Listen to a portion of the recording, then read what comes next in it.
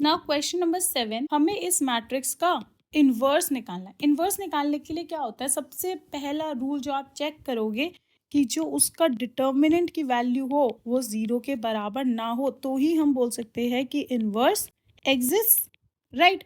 अब आप क्या करते हैं, सबसे पहले हम इसकी डिटर्मिनेंट की वैल्यू निकालते हैं। For example if we are expanding to row 3, right, तो हम क्यों कर रहे हैं रो 3 से,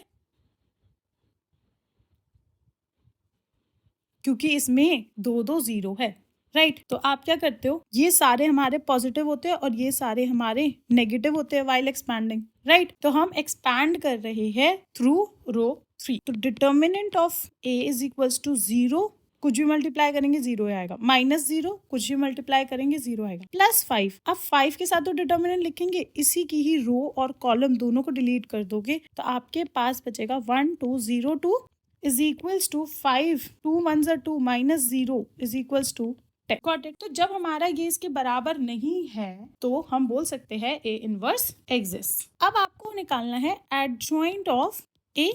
कैसे निकालेंगे, कोफैक्टर निकालेंगे। सबसे पहले C11, C12, C13, C21, C22, C23, C31, C32, C33, right. अब जो डायमंड शेप होती है उन सारे कोफैक्टर्स के सामने हम क्या लिखते थे, माइनस, राइट। अब हम क्या करेंगे, एक एक करके कोफैक्टर निकालेंगे।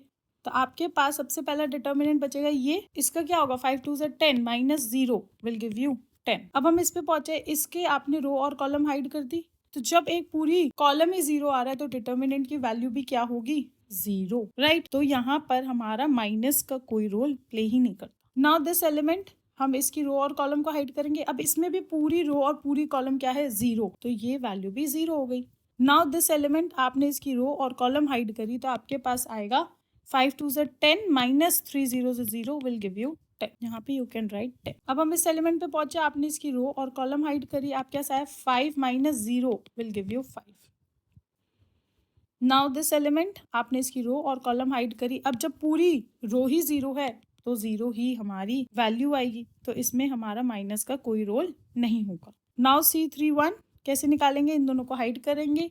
4 2 8 -3 2 6 will give you 2। Now this element, we will hide the row and the column. You will be getting 4 1s are 4 -0. You will get 4.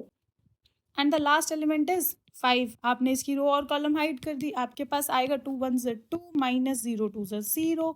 You will be getting 2, so the answer will be 2। अब आपने adjoint कैसे निकालोगे, इसी ही को factor का क्या कर दोगे, ट्रांसपोज। तो एडजॉइंट निकालोगे आप 10 -10 2 0 5 -4 और 0 0 2।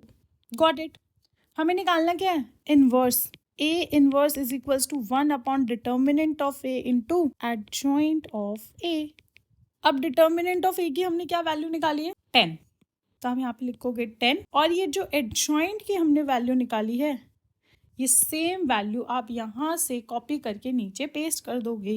नाउ मूविंग अहेड, अब हर एलिमेंट डिवाइड होगा 10 से। सो 1 -1 1/5 0 1/2 -2/5 0 0 1/5। This will be the value of A inverse। Understood?